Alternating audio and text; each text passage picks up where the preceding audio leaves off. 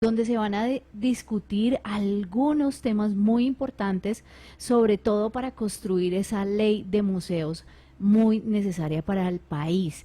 Pues hoy, precisamente celebrando este Día Internacional de los Museos, nos acompaña aquí en estudio William López, el director del Museo Nacional, a quien le damos la bienvenida en Amantes del Círculo Polar. ¿Cómo estás, William? Amantes del Círculo Polar, un programa que escuchaba asiduamente cuando podía escuchar radio. Gracias, Paula, por, por hacer esta invitación y un saludo aquí a los compañeros de la mesa y adicionalmente a quienes nos están escuchando. Pues es muy importante el Museo Nacional, lo llevamos en el corazón, es nuestro vecino además, cumple 200 años el Museo Nacional y quiero, antes de hablar de la ley de museos, que hablemos de esa celebración de 200 años que ha tenido ya algunas actividades, pero yo creo que se va a proyectar durante todo el año. ¿Qué tenemos preparado para el Bicentenario? Sí, yo estaba insistiéndole al equipo del Museo Nacional que empecemos a ponerle un epíteto fijo, como se diría en literatura, al Museo Nacional como la casa de la inspiración de la nación. Eh, es un museo muy antiguo, uno de los más antiguos de América Latina. Se funda el 28 de julio de 1823 y la celebración que queremos, que pues bueno, ya empezamos el año pasado cuando inauguramos la exposición Nación Hip Hop, Colombia al ritmo de una cultura, eh, quiere, digamos, como idea fuerza transmitir no el cumpleaños de un museo, sino la conmemoración de una experiencia museológica de 200 años de todo el país. Eh, Tenemos más de 800 museos en todo el país, tenemos una estructura y un ecosistema museológico muy importante. Sin duda tenemos muchos problemas muy complejos. Hemos sufrido, digo, el sector de museos, una especie de abandono, de orfandad muy larga.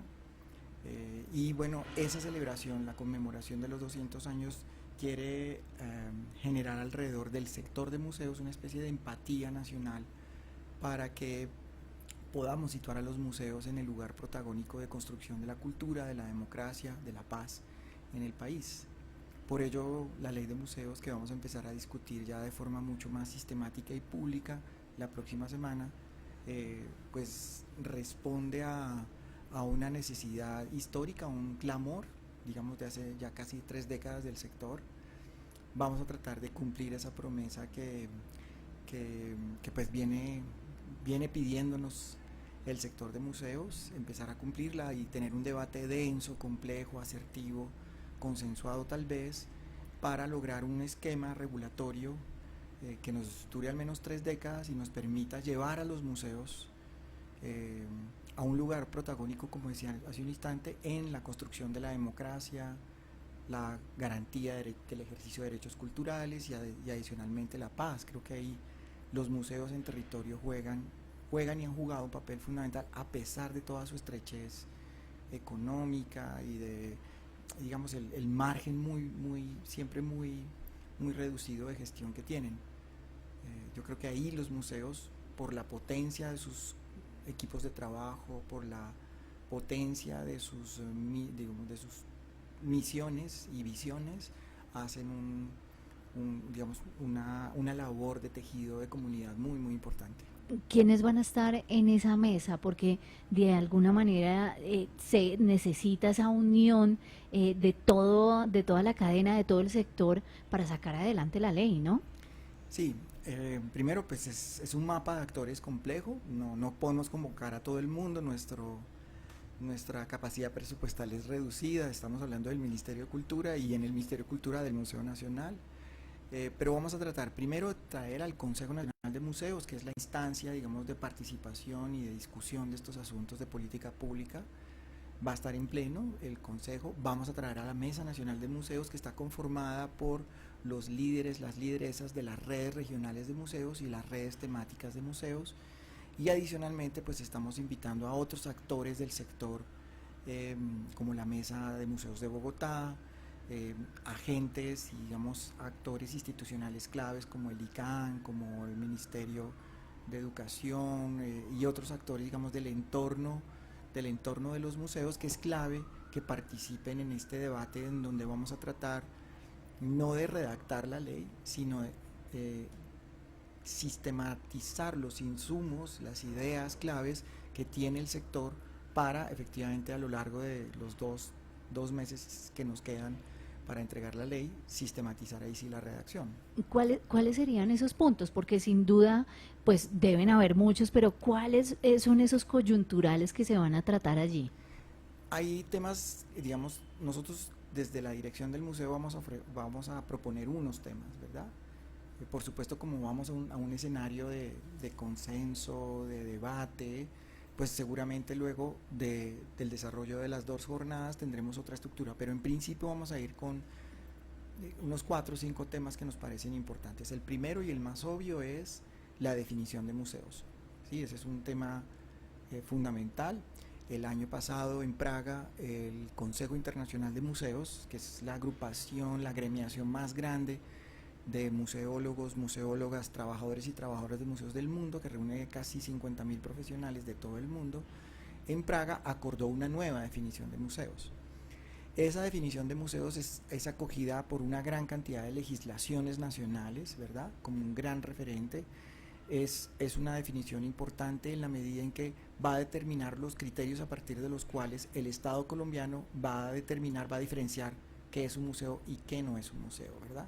Esa definición es muy importante. Nosotros vamos a llevar a la mesa la idea de que acojamos la definición del ICOM, como se llama en inglés, por su sigla en inglés, y adicionalmente desde la dirección del museo estamos proponiendo 3 elementos muy importantes que además de los criterios que plantea la definición de museos del ICOM, pensar que los museos en Colombia deben ser reconocidos como instituciones educativas, como instituciones de investigación y como instituciones de cuidado colectivo. Esos 3 elementos nos parecen claves. Yo creo que sobre eso no vamos a tener mucho debate. Yo creo que hay un consenso más o menos generalizado de los trabajadores y trabajadoras de museos que, aunque no hayan pasado por una maestría en museología, qué sé yo, sí eso, digamos, hace parte del acervo común de los museos en el país. Otro elemento que es clave, digamos una propuesta que es clave, además que es una idea muy antigua, es convertir al programa de fortalecimiento de museos, que es un programa, como lo dice su nombre, del Museo Nacional de Colombia, en una dirección de museos del Ministerio de Cultura, tal como lo es la Dirección de Patrimonio, la Dirección de Cine, o la Dirección de Artes, o la Dirección de Poblaciones, o incluso ir más allá, imitando el modelo de Brasil, pensar que de pronto el legislativo y el propio gobierno nos da la gabela para pensar que vamos a tener un Instituto Colombiano de Museos. Eso implica que esa instancia va a tener, digamos, herramientas técnicas para atender verdaderamente a los museos del país, un observatorio de museos, un consultorio museológico nacional, articular el sistema de acreditación de los museos, por el otro lado, eventualmente ser un actor clave en la idea de un fondo museológico nacional que verdaderamente pueda generar un programa de mecenazgo estatal regulado, por supuesto, a partir, digamos, de criterios profesionales, pero que en territorio, sean privados o públicos, los museos cuenten con un gran interlocutor a nivel nacional, entendiendo pues que son instituciones claves, como lo decía al principio, en relación con la paz, con la construcción de la democracia, con la garantía de derechos culturales, con la construcción de la diversidad cultural. Hay otros temas importantes como el propio Fondo Nacional de Museos, la sostenibilidad. Temas presupuestales, tal vez, Sí, ahí, ahí está, hablando digamos, en el fondo sostenibilidad. museológico. Seguramente vamos a tratar en la mesa técnica sobre economía, museos, sostenibilidad, desarrollo de los museos, seguramente van a aparecer con ideas sobre exenciones fiscales y otras estrategias que en algún momento en diferentes ciudades del país se han puesto en marcha muy episódicamente, por decirlo de alguna manera, ¿verdad? Hay otros temas importantes que queremos llevar allí: la gobernanza de los museos, la autonomía de los museos. Bueno, es un temario complejo, largo, pero siguiendo el consejo de los abogados que nos están asesorando, pues vamos a tratar también por el otro lado de construir un proyecto legislativo que sea sintético, que sea defendible dentro del Congreso para que podamos luego, a lo largo de 2 años, discutir con los senadores, los representantes, las representantes, eh, tratando, digamos, de generar alrededor de la idea de este proyecto y de esta iniciativa un consenso también de orden legislativo. Vamos a soñar y nos vamos a ir al futuro cuando la ley se aprueba. ¿Qué pasará después? ¿Qué pasa después? Yo creo que va a haber un cambio sustancial, pero paulatino del sector de los museos, ¿verdad? Eh, Construir una institucionalidad en el país, en Colombia, construir el Estado Nacional, construir el Estado en términos generales en Colombia es muy difícil, digamos, es construir una institucionalidad democrática que venga de abajo, una institucionalidad que verdaderamente responda a las necesidades, digamos, de los sectores culturales, de los sectores populares, es difícil, pero yo creo que si pensáramos a largo plazo, yo creería que esta ley nos puede servir a las siguientes 2 o 3 décadas de desarrollo. Tiene que ser necesariamente una matriz muy proteica de nueva legislación, ¿no? Allí no vamos a solucionar todos los problemas, pero sí vamos a dejar sentado un esquema que nos permita con el tiempo ir haciendo mucho más compleja la legislación y el marco jurídico en el que actúan los museos de todo orden en el país, porque además son instituciones muy diversas. Estamos hablando de casas museos, museos como el Museo Nacional, archipiélagos y sistemas museológicos como el que tiene el Museo del Oro. Estamos hablando de parques naturales, de zoológicos, de jardines botánicos, que son museos con colecciones vivas. Estamos hablando de museos como el Parque Explora o Maloca, o estamos hablando como museos arqueológicos, parques arqueológicos, ¿verdad? Es una diversidad enorme y esa diversidad pues es complejo conceptualizarla, pero al mismo tiempo es un activo enorme que tiene en general, digamos, el campo cultural en Colombia, pero que no ha sido visibilizado, y sobre todo algo que me parece muy importante, y aquí me quiero apropiar de la idea de Italia Zamudio, una antropóloga que trabaja con el Museo Itinerante La Memoria y la Identidad de Montes de María. No tiene voz política, y eso es muy importante, digamos. Politizar en el mejor sentido de la palabra el sector de museos es fundamental para lograr su autonomía como sector y su diferenciación profesional como tal. Ujú. ¿Qué puede hacer la ciudadanía para apoyar esta ley? Apropiarse de los museos, Ir a los museos. ir a los museos, convertir a los museos en lugares habituales de su cotidianidad, eh, hacerse partícipe de los proyectos museales. En Colombia tenemos ejemplos de museos virtuosos, increíbles. No, son muchos, no quiero dejar de nombrar a algún significativo, pero ahora se me viene a la cabeza el Museo de Arte Contemporáneo de Bogotá, que es un museo universitario, pero que se originó como un museo contemporáneo popular en el barrio Minuto de Dios. Es espectacular, además la arquitectura es divina. Eso y digamos el trabajo de comunidad que realiza es muy importante.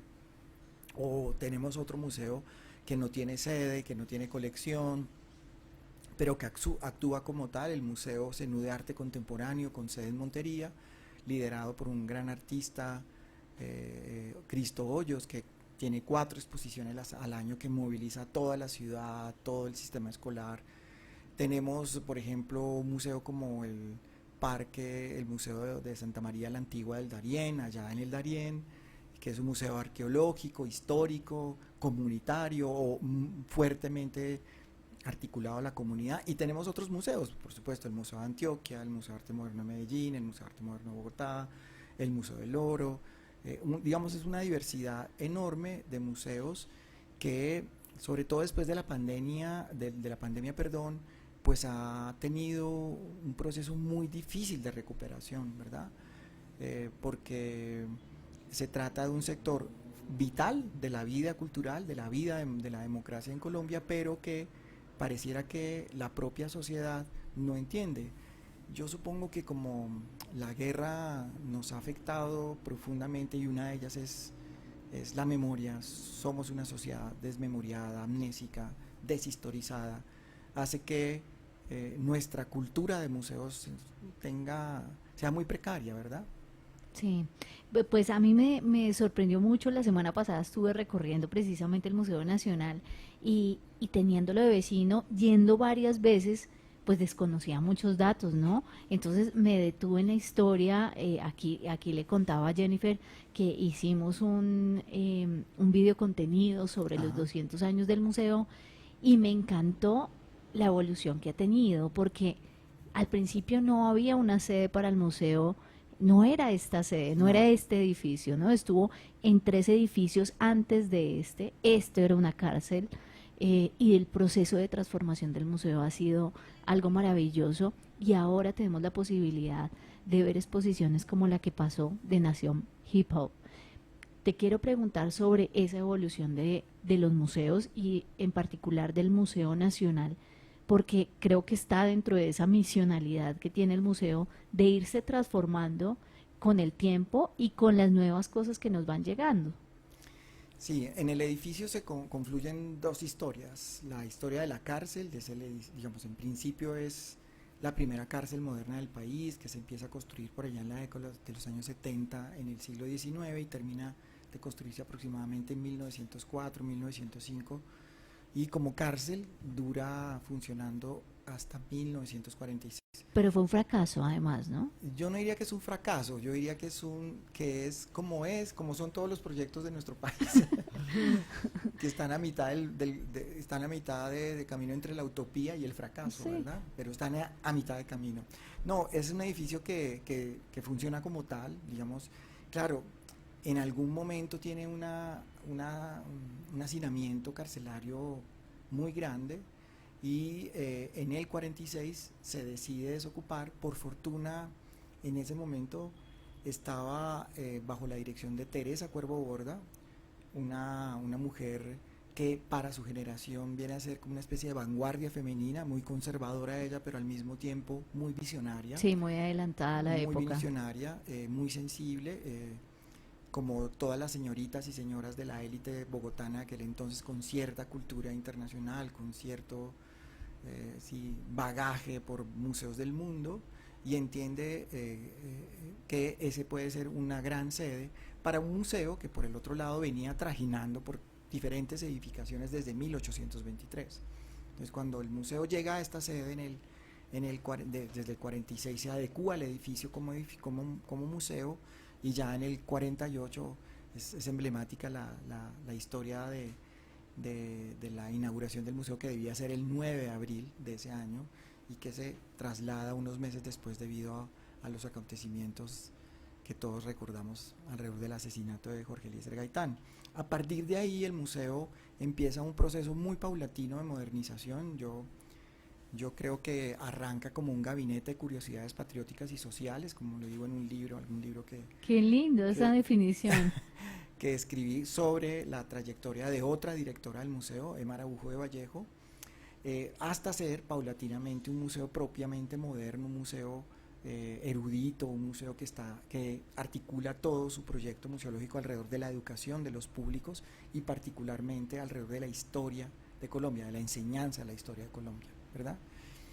En ese sentido, digamos que el museo, sobre todo a mediados de los años 90, ya bajo la dirección de Elvira Cuervo de Jaramillo, una directora emblemática que luego llegó a ser ministra de Cultura, el museo da un salto cualitativo enorme, no solamente por el tipo de institución, digamos, de proyectos expositivos.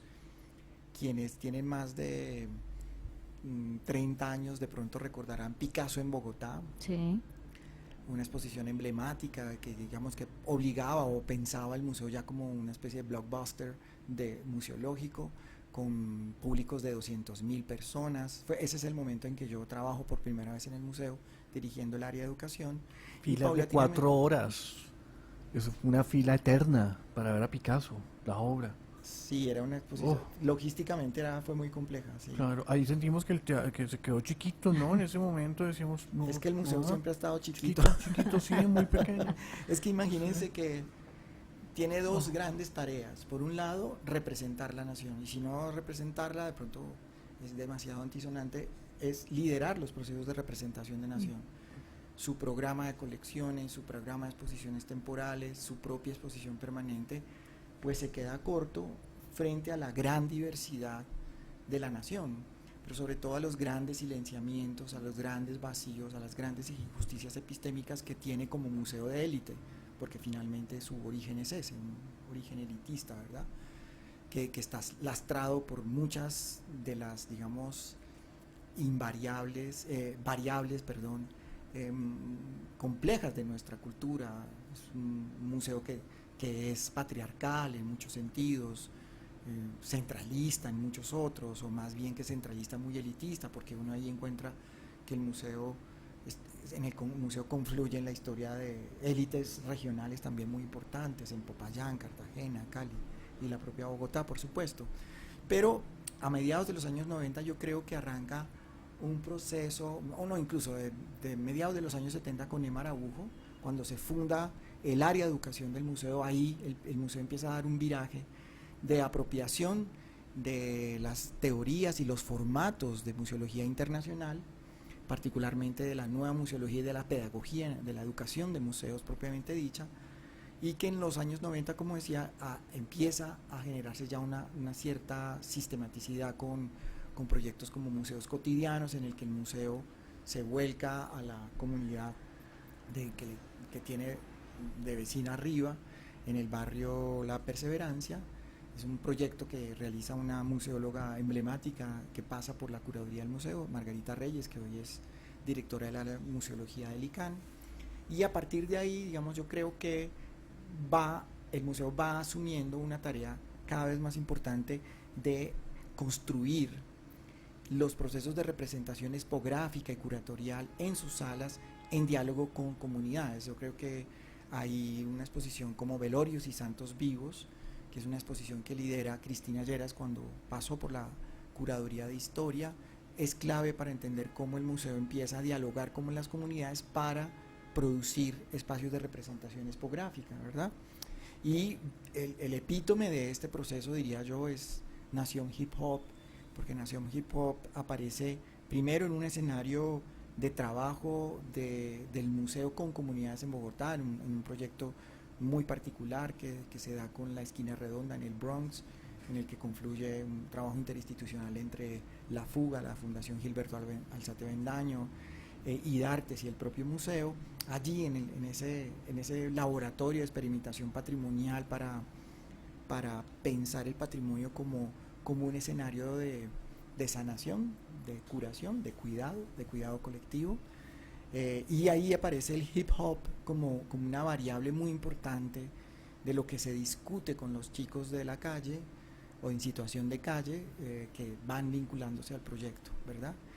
Y el hip hop, entonces el proyecto, el curador Andrés Góngora muy lúcidamente entiende que el museo no tiene la capacidad de contar esa historia, y no la tiene porque primero, pues el hip hop hasta ese momento era una variable marginal de la cultura urbana, estigmatizada por el otro lado, perseguida en muchos sentidos, y por el otro lado el propio museo no tiene colecciones significativas sobre un capítulo muy importante de la historia urbana contemporánea, y el reconocimiento de esa incapacidad se revierte en la posibilidad de abrir un diálogo al que van apareciendo chicos y chicas que se hicieron en el movimiento, Diana Villada, Esquirla, Cerbero, que van a construir un laboratorio muy interesante de construcción de una historia del movimiento que definitivamente se traduce en un espacio expositivo muy poderoso.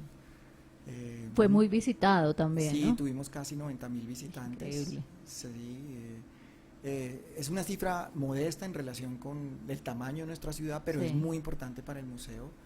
Es relativamente pequeña, pero si uno ve, digamos, el esfuerzo enorme que hace el museo para atraer otros tipos de visitantes, porque ahí es clave que quienes visitaron el museo no fueron las personas habituales que tenemos allí, los colegios, las universidades y ciertos tipos de, digamos, de élites, de las clases medias, de las clases altas de la ciudad, sino chicos y chicas de Usme, de Suba, de Engativá, bueno, de sectores de la ciudad que normalmente no se han sentido y de rangos etarios que normalmente no se han sentido interpelados por el museo.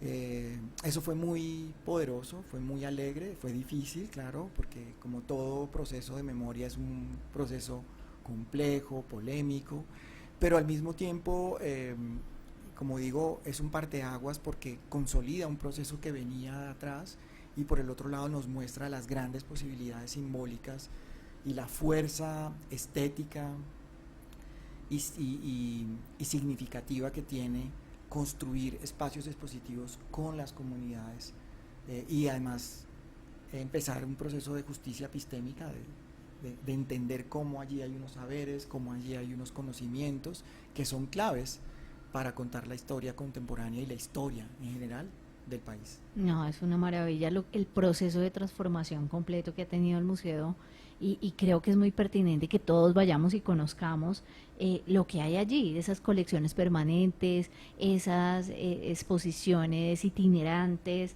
esas que son temporales. Creo que es una maravilla poder acercarnos un poco más al museo. ¿Cómo celebraron hoy el Día de los Museos? Fue un día muy intenso. Te vi desde las 6:30 Sí, sí. en señal de la mañana Sí. de RTBC. Sí, a esa hora empezó y hasta ahora va a terminar. No, fue un día muy intenso, muy bello. La programación que armamos, la armamos no centrada sobre el Museo Nacional, sino en articulación en red con los 14 museos del Ministerio de Cultura. El Ministerio de Cultura tiene 9 museos en territorio y digamos, creo que no es la primera vez, pero sí es tal vez la primera vez en que trabajamos tan encadenadamente para generar alrededor de la sostenibilidad y el bienestar, que son como los dos tópicos que nos propuso el ICOM para celebrar este año, la articulación de las actividades. En el Museo Nacional particularmente se hizo una actividad muy linda sobre los jardines del museo, que estamos tratando de repensar ese jardín, dado que el atrio y la entrada del museo está en mal estado, pues vamos a pensar cómo podemos intervenirlo, pensando en los ciclos de las aves y en las formas como efectivamente esos jardines son claves para, sobre todo si para ciertas especies de pajaritos que van y vienen por la ciudad y eventualmente de pájaros que también van migrando en ciclos más grandes. Esa es una actividad y por el otro lado pues hemos estado preparando la jornada del 24 y 25 de mayo. El museo está preparándose para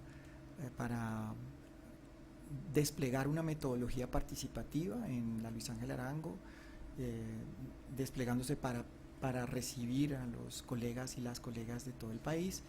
Y por el otro lado también una jornada muy fuerte porque pues estamos a puertas de abrir la exposición El vuelo del Muchuelo de Montes de María a Bogotá, digamos, es uno de los hitos centrales de la celebración del bicentenario del museo, que como digo, no quiere centrarse sobre la historia del Museo Nacional, sino sobre la historia, sobre la trayectoria de todo el campo de museos.